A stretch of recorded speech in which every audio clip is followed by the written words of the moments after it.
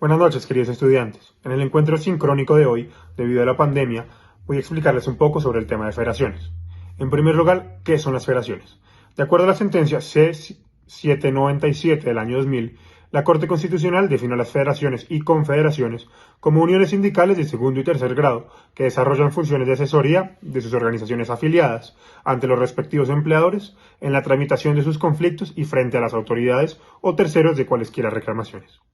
Para entender entonces el concepto de federaciones, primero se debe entender el concepto de sindicatos, que es inherente a él. Brevemente, los sindicatos son asociaciones de trabajadores dependientes que buscan velar por los intereses profesionales y sociales de sus individuos. Se entiende que los sindicatos de trabajadores entonces pueden ser de primer, segundo o tercer nivel. En el primer nivel es el sindicato recién mencionado, donde quien se afilia es la persona natural, el trabajador. En el segundo nivel, quienes se afilian son los sindicatos u organizaciones sindicales para conformar lo que se denomina como federaciones, objeto de este video. Finalmente, el tercer nivel, quienes se afilian son las federaciones y se conoce como confederaciones. En ese orden de ideas, las federaciones son un grupo sindical compuesto por distintos sindicatos de trabajadores individuales, que encuentran sustento normativo en el artículo 417 del Código Sustantivo del Trabajo, que en su numeral primero indica, entre otras cosas, que todos los sindicatos, sin limitación alguna, tienen la facultad de unirse o coligar a federaciones locales, regionales, nacionales, profesionales o industriales, y estas en confederaciones. De él se entiende que las federaciones pueden ser de distintos tipos.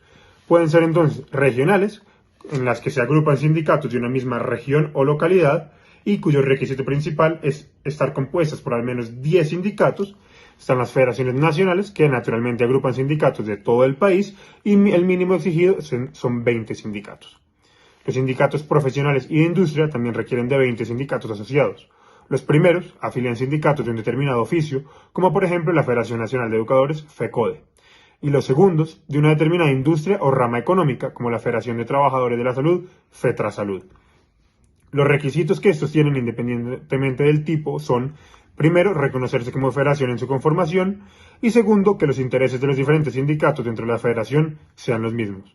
En este caso, no habrá límite de industria, es decir, los sindicatos no necesariamente deben pertenecer a una misma industria. La sentencia C-797 del año 2000 de la Corte Constitucional también define las funciones de esas organizaciones e indica que éstas pueden, primero, atribuirse las funciones de tribunal de apelación contra cualquier medida disciplinaria de alguno de los sindicatos; segundo, dirimir controversias entre miembros de los sindicatos afiliados; y tercero, también dirimir las controversias entre las distintas organizaciones sindicales de acuerdo a lo que establezcan los estatutos.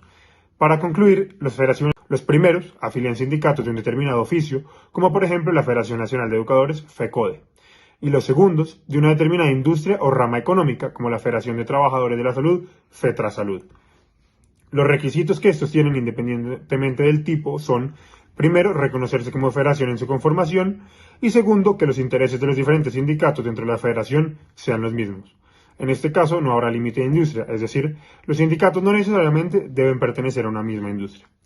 La sentencia C-797 del año 2000 de la Corte Constitucional también define las funciones de esas organizaciones e indica que éstas pueden, primero, atribuirse las funciones de tribunal de apelación contra cualquier medida disciplinaria de alguno de los sindicatos; segundo, dirimir controversias entre miembros de los sindicatos afiliados; y tercero, también dirimir las controversias entre las distintas organizaciones sindicales de acuerdo a lo que establezcan los estatutos.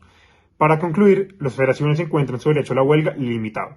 La razón que indica la Corte es que la decisión de irse o no a huelga compete de manera privativa a los trabajadores de cada empresa particular, de modo que son estos y no las organizaciones de segundo y tercer nivel quienes determinan la huelga en medio de su fuero interno, determinando la dimensión económica y jurídica que produciría dicha declaratoria.